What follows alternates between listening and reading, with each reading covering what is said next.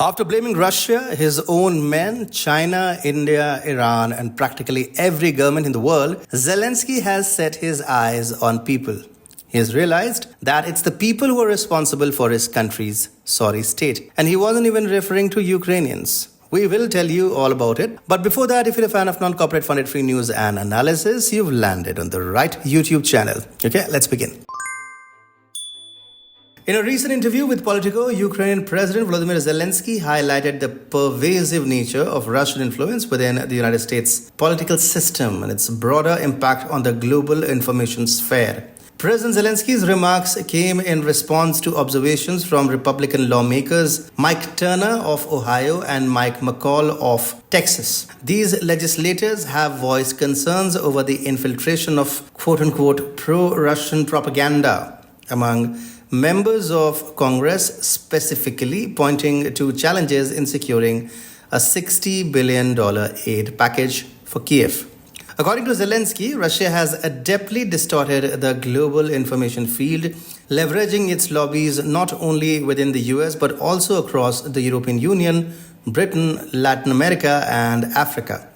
Russia has to be some sort of an evil genius, that it is not just flattening entire NATO army in the battleground, but is also finding time to cast a spell on people and lawmakers. The Ukrainian leader underscored the underappreciation of the extent to which Russian influence has permeated the US, particularly concerning its operations within the American society and Congress. Zelensky criticized the role of US citizens in disseminating Russian narratives through the media, suggesting that these individuals affiliated with certain media groups and not necessarily of Russian origin are contributing to Russia's strategic dissemination of its ideas within the American media landscape. As per Zelensky, Russia is very popular among the masses due to propaganda, of course, and hence congressmen do not want to irk the electorate so close to the election. Ukrainian President Volodymyr Zelensky also shed light on the complex web of Russian influence within the US media, pointing out that certain individuals are disseminating very pro-Russian narrative without explicitly naming anyone, although a seasoned lip reader might have read Tucker Carlson. While Zelensky didn't mention that for one Tucker, there are 100 CNN, MSNBC, NYT, HuffPo, Washington Post journalists, Zelensky's discussion unfolds against the backdrop of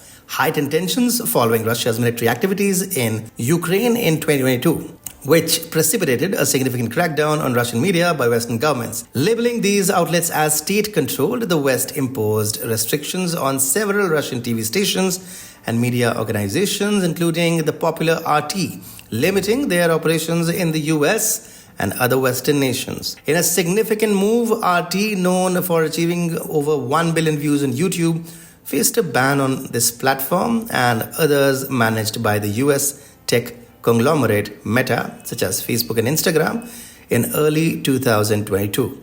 This action was a part of a broader strategy to mitigate Russian media influence, underscored by challenges faced by Russian journalists in the US, including visa renewal issues, frozen bank accounts, and surveillance by US intelligence.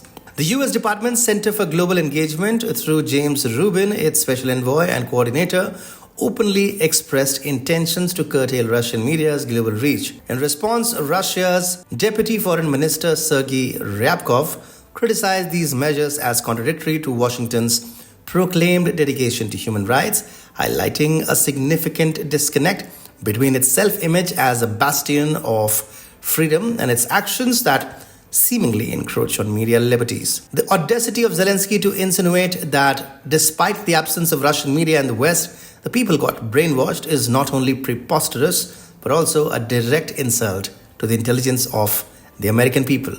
Is he implying that the masses lack the discernment to sift through information critically, rendering them vulnerable to any form of media influence? This assertion conveniently overlooks the relentless broadcasting of pro-Ukraine propaganda by Western liberal channels.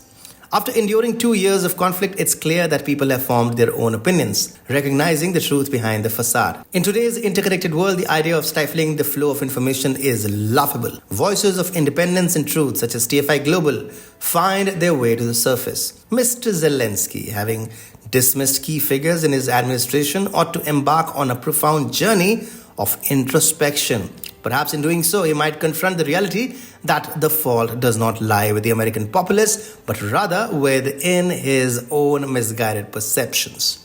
And people rally behind their leaders in times of war. But Zelensky does not stir that kind of patriotism. Instead, Ukrainian people, are finding different ways to evade military duty.